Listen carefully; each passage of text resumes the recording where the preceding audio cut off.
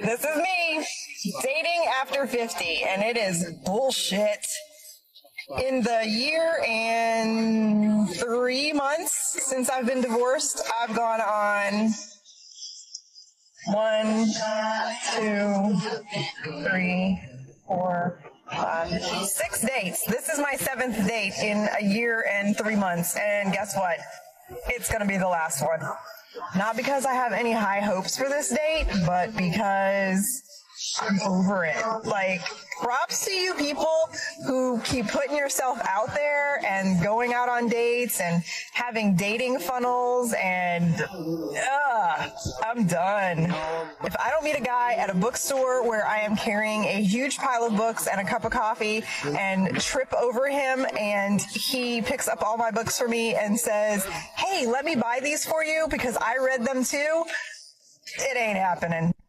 I have a list of 51 non-negotiable qualities that I want to have in a partner, and I don't think it's going to happen. Stop! Please!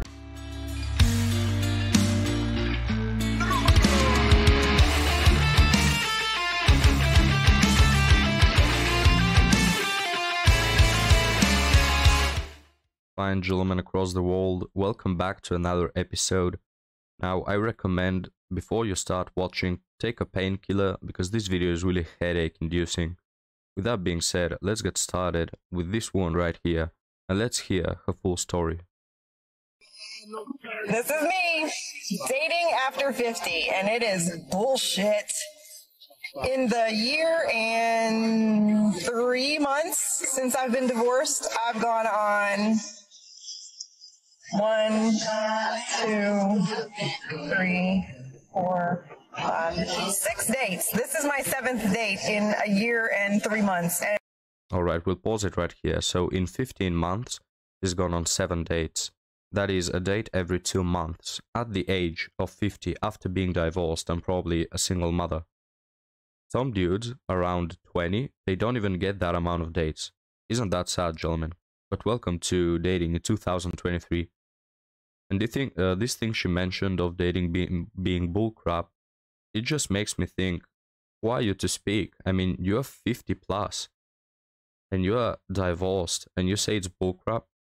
It's like a guy who is in his 30s, living in his mom's apartment, having no cash, having no job, and he says, "Oh, dating is bullcrap, I don't get women." Well, no crap, Sherlock. And guess what? It's going to be the last one.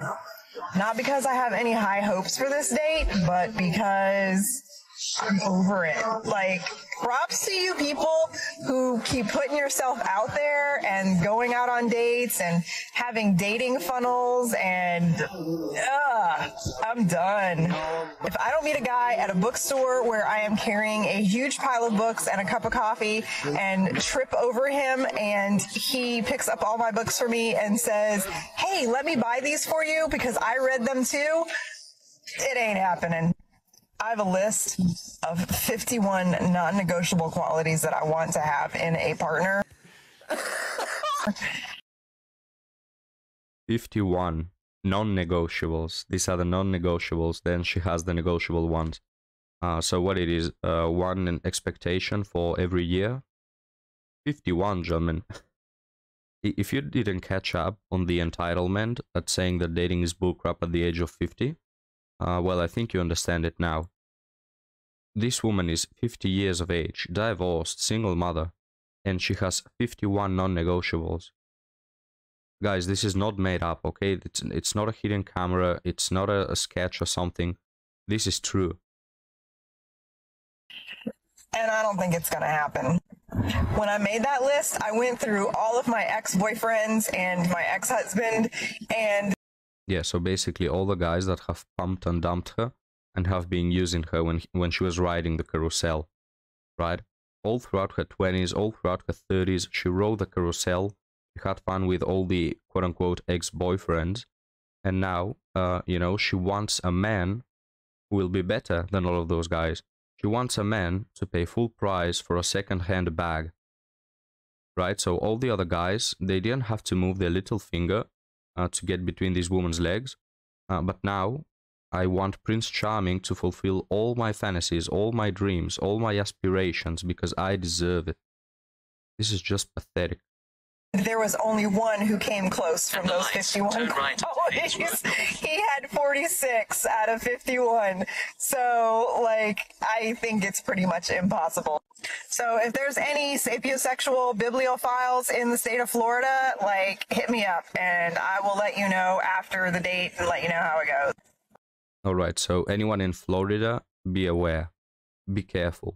All right, here we go. I hate this shit. Over 45 tribe.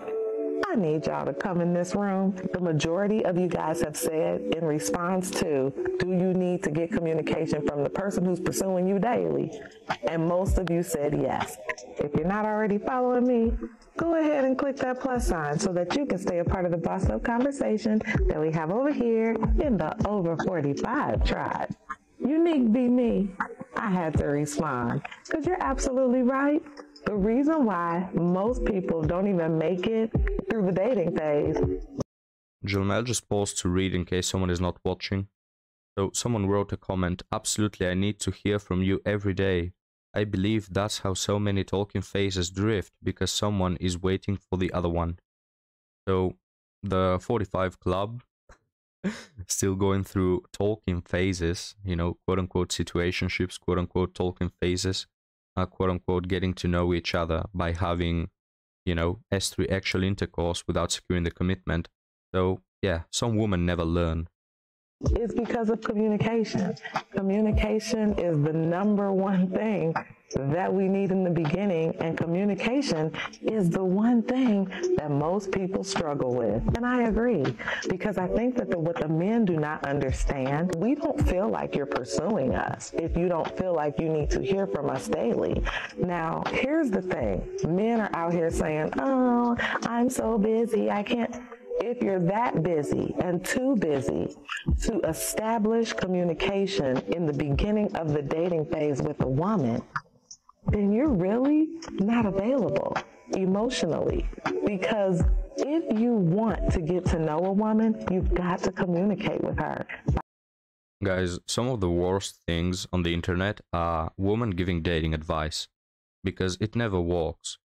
So this woman says, if you really want, you know, to get women, you should be good at communication. You should not be busy all the time. You should be, you know, telling them that you want to hear from them every day on a daily basis.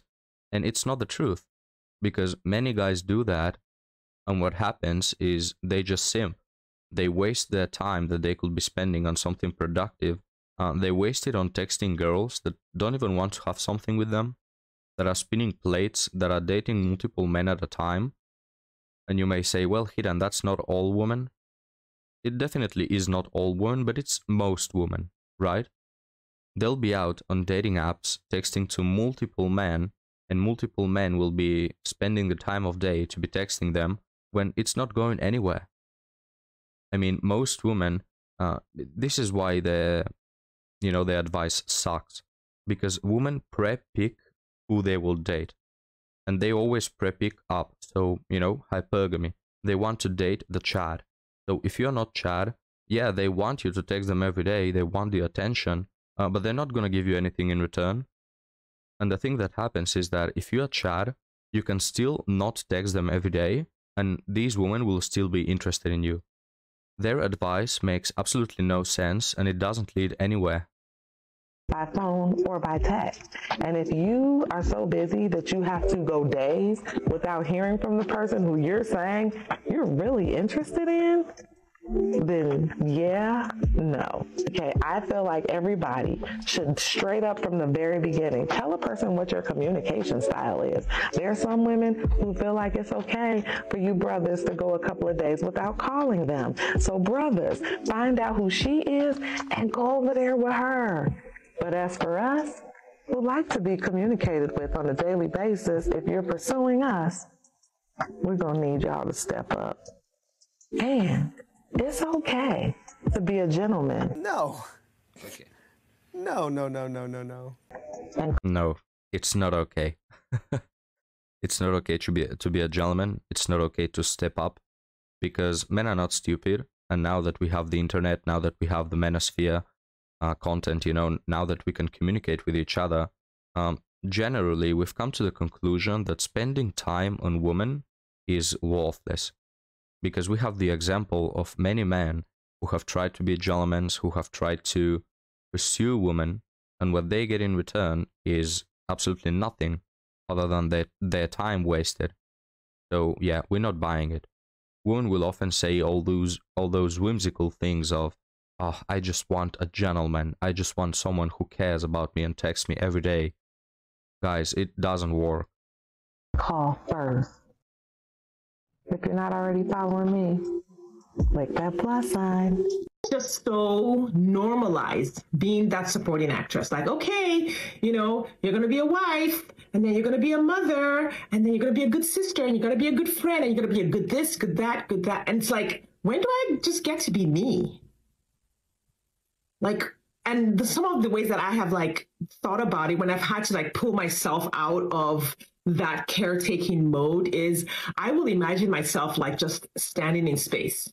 Like I'm hanging in space and Earth is all the way over there. And I will ask myself, so who am I now?